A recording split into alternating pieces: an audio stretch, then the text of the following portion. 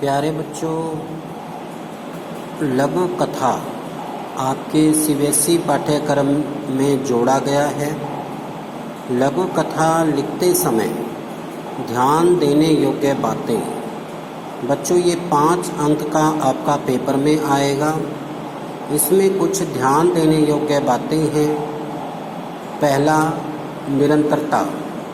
इसका अर्थ है कि घटना एक के बाद एक सही क्रम में होनी चाहिए। कहने का मतलब ये है कि घटना यानी कि जो भी कहानी लिखी जाती है उसमें घटना जो है, जो आप मतलब कहानी को शुरू कर रहे हैं, उसका क्रम सही होना चाहिए। कहानी लिखते एवं पढ़ते वक्त लेखन में किसी तरीके की कोई बाधा नहीं आनी चाहिए।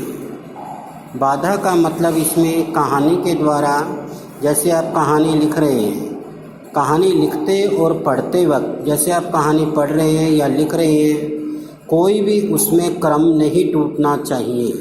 जैसे आपने कहानी को शुरू किया एक गरीब किसान से, तो गरीब किसान का ही उसमें निरंतर क्रम चलता रहना चाहिए। कहानी स्पष्ट रूप से समझ में आनी चाहिए, यानी जिस घटना के ऊपर भी आप कहानी लिखें उस घटना को, उस कहानी समझ आनी चाहिए। दूसरा है कथात्मकता। इसका अर्थ है कथा कहने का तरीका। बिना कहानी के कोई भी लघु कथा पाठकों को आकर्षित नहीं करती है।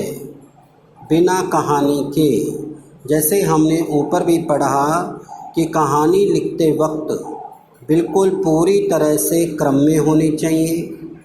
अगर आपके पास कथा कहने का तरीका बिना कहानी के कोई भी लघु कथा पाठकों को आकर्षित नहीं करती है। कथा कहने का तरीका, एक आपको कहने का तरीका भी आना चाहिए। उसको सीधा सीधा नहीं कह करके कहानी के रूप में हम दूसरों को समझा सकते हैं। इसमें तीसरा है प्रभावी संवाद अथवा अनुकूल संवाद।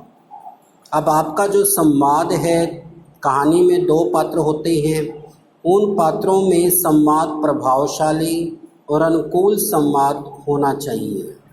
मान लीजिए यदि कोई पात्र ग्रामीण क्षेत्र का है तो संवाद यानी बातचीत उसी के अनुकूल होनी चाहिए।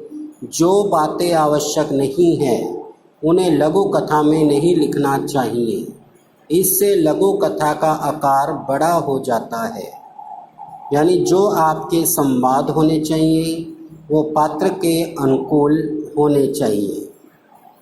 चौथा है आपका रचनात्मकता और कल्पनाशीलता। अब लघु कथा यानी कहानी लिखना और पढ़ना, ये आपकी कल्पना शक्ति को भी बढ़ाता है। लघु कथा लेखन में रचनात्मकता और कल्पनाशीलता बहुत ज़रूरी है। रचनात्मकता का मतलब ये होता है कि जो आपके अंदर रचना करने की जो क्रिया है वो पैदा हो जाती है, और जो आपके सोचने की जो प्रक्रिया है वो कहानी में यानी कथा में लिख सकते हैं। लिखने वाले व्यक्ति का अपनी सोच और नज़रिया होता है।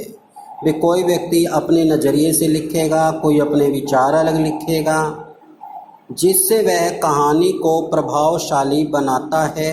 और रचनात्मकता कहानी में उत्सुकता और रोचकता बनाए रखती है, जिसमें वह कहानी को प्रभावशाली यानी कि जो भी आप अपनी कल्पना के अनुसार लिखोगे वो कहानी को बड़ा प्रभावशाली बनाएगा।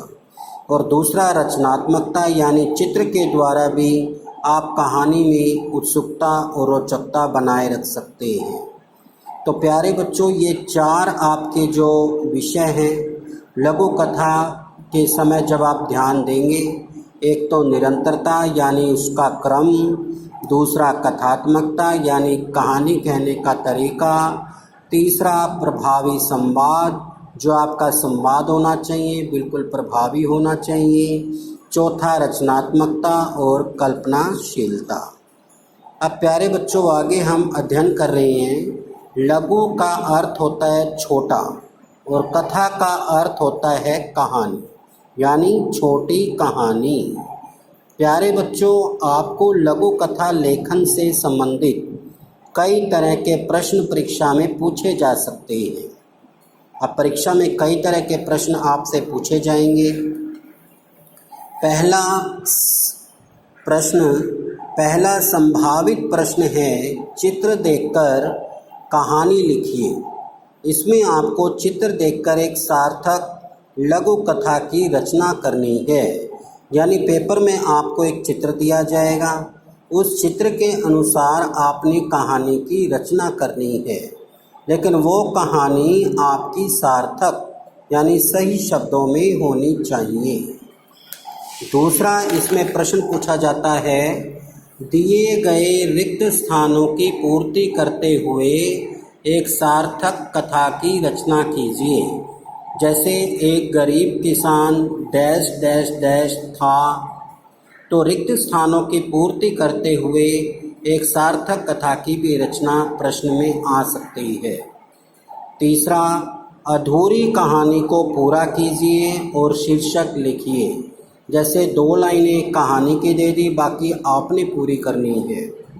चौथा, दिए गए शीर्षक के आधार पर लघु कथा की रचना कीजिए। जैसे चालाक लोमड़ी, मान लो एक आपको शीर्षक दे दिया, उस शीर्षक के आधार पर आपको लघु कथा को पूरा करना है। पांचवा, अपने जीवन की किसी यादगार घटना, यादगार क्षण को आधार बनाकर लघु कथा की रचना करें। वे हमारे जीवन के अंदर अनेक यादगार घटनाएं घटती हैं, अनेक ऐसे पल आते हैं जो लघु कथा के द्वारा लिखा जाता है। तो प्यारे बच्चों, ये 5 तरह के प्रश्न आपके परीक्षा में पूछे जाएंगे। अब प्यारे बच्चों, एक छोटा सा हम उदाहरण लेकर आपको समझा रहे हैं। जो आपने पीछे पढ़ा कुछ मुख्य बातें, निरंतरता, कथात्मकता, प्रभावी संवाद, रचनात्मकता और कल्पनाशीलता, ये चारों ही बातें इस कथा में आपको देखने में मिलेंगी। गणेश चतुर्थी का दिन था। चाची ने पूजा के लिए मोदक बनाए थे, मोदक यानी लड्डू। चाची को पूरा विश्वास था कि उनका बेटा विष्णु मोदक चुराने की कला में निपुण था।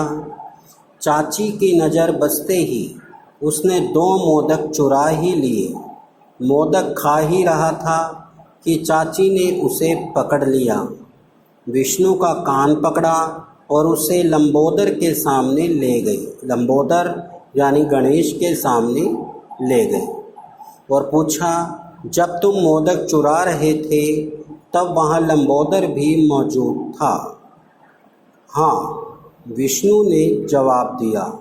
और लंबोदर, हर समय तुम्हें देखते रहते हैं। हाँ हाँ, विष्णु ने जवाब दिया।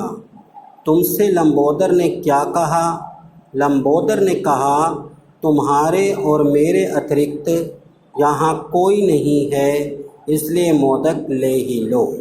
तो प्यारे बच्चों, इस कहानी के द्वारा, इस कथा के द्वारा, इसमें जो हमने पढ़ा, एक तो निरंतरता यानी कहानी का सही क्रम इसमें दिखाई पड़ रहा है।